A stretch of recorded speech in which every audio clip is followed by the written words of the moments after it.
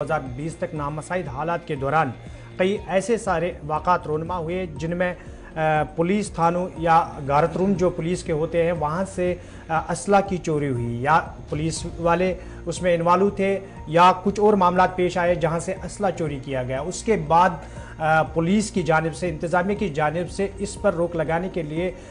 मशावरत की गई है और जदीद टेक्नोलॉजी का इस्तेमाल अमल में लाने के लिए इक़दाम भी किए गए हैं। अब बाज़ाब्ता तौर पर पुलिस को यकीन है कि जो इक़दाम उठाए जा रहे हैं उससे इसमें रोक लगाई जा सकती है। बिल्कुल, कई ऐसे वाक़यात पेश आए जहां पर हथियार चोरी किए जाते रहे और इतना ही नहीं, पुलिस थानों से हथियार चोरी हुए थे। खुद कई बार एसपीओज, पुलिस के एहलकार या सीनियर कई लोग जो इसमें डायरेक्टली इन्वॉल्व पाए गए। अब उस चीज पर या उस काम पर रोक लगाने के लिए एक फैसला लिया गया है और अब माना जा रहा है कि असलहा जो बंदूकें, बाकी हथियार रखी जाती हैं, खुसूसी जो डबल लॉक रैक है उस बनाने का हुक्म पुलिस इंतजामिया की तरफ से दिया गया है और इसके साथ साथ एक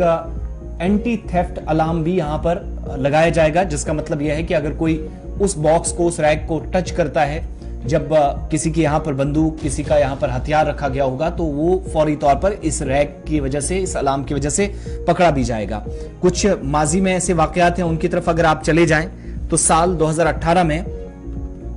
चूंकि पहले इस इकदाम के तहत एक कोशिश है कि हेडक्वार्टर्स पर जाएं और उसके बाद एक एक करके पुलिस थानों की तरफ जाएंगे। 2018 में एक पुलिस कांस्टेबल थे शकूर अहमद, जनूबी कश्मीर के अनंतनाग जिले में बिजबिहाड़ा से 4 AK-47 राइफलें लेकर यहां पे फरार हुए। 2017 में वस्ती कश्मीर के बडगाम जिले से कांस्टेबल नवीद मुश्ताक 4 AK-47 राइफलों के साथ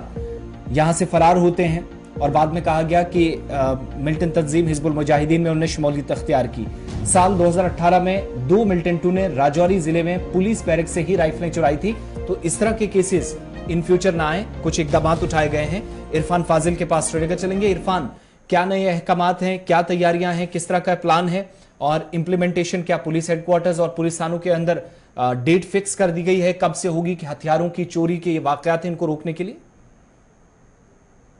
देखिए आसिफ, जहां तक साल 2018 की अगर मैं बात करूं, जैसे आपने भी कहा कि 4 AK-40 राइफल्स जो है कांस्टेबल शकूर जो था बिजवाड़ा में जिसने वहां पर चोरी की है। इसी तरीके से बड़गाम में भी अगर मैं बात करूं तो नवीद मुश्ताक एक था जिसने बाद में टेररिस्ट ऑर्गेनाइजेशंस ज्वाइन कर ली थी। साथ ही साथ रजौरी की मैं बात करूं तो वहां पर भी तकरीबन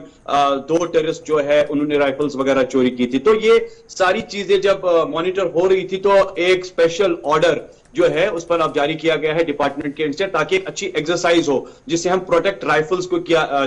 जो है वो राइफल्स को किया जा सकते हैं। क्योंकि जम्मू कश्मीर की अगर मैं खासतौर पे कश्मीर की बात करूं तो इस तरह के वाकयात काफी ज्यादा पेश आए हैं। अब जब ये बात चल रही है डबल लॉकड रैक्स और एंटी थेफ्ट अलार्म, ये जो स्पेशल चीज जो है बनाई गई है खासतौर पर इसी के लिए बनाई गई है ताकि पुलिस स्टेशन में जो है राइफल्स वो मुकम्मल तौर पर सेफ रहे। अब मैं आपको यह भी बताना चाहूंगा कि पुलिस हेडक्वार्टर की अगर मैं बात करूं तो एक ऑर्डर में यह लिखा गया है कि 120 रैक्स जो है वो तैयार किए जाएंगे, पर एक रैक में तकरीबन 20 राइफल जो है वो कैप्ट की जाएगी। और साथ ही साथ ये भी बताया गया है कि ओवरऑल जिस तरीके से हमने देखा कि ये जो डबल लॉकिंग एंटी सिस्टम होगा या एंटी थेफ्ट अलार्म सिस्टम होगा, इसमें जितने भी चाहे वो गन्स होंगे, AK-47 होंगे, कार्बाइन होंगे, SLRs होंगे या कह सकते हैं कि MP5, ये जो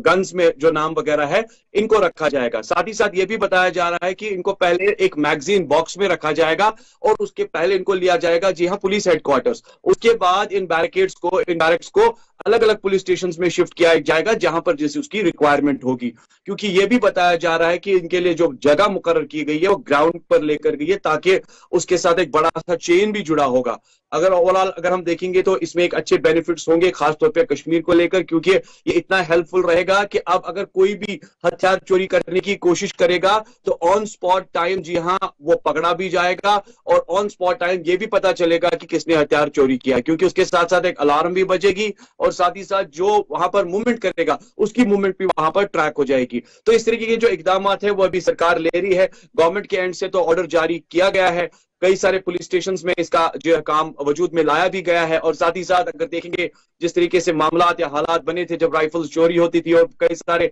जो है बाद में टेररिस्ट आउटफिट्स या ऑर्गेनाइजेशंस ज्वाइन करते थे और कई सारे मामला जो है वो उसके बाद दिखाई देते थे जिसकी वजह से ये प्रॉब्लम्स होती थी। मगर अब कह सकते हैं कि अब जिस तरीके से ये 2 टायर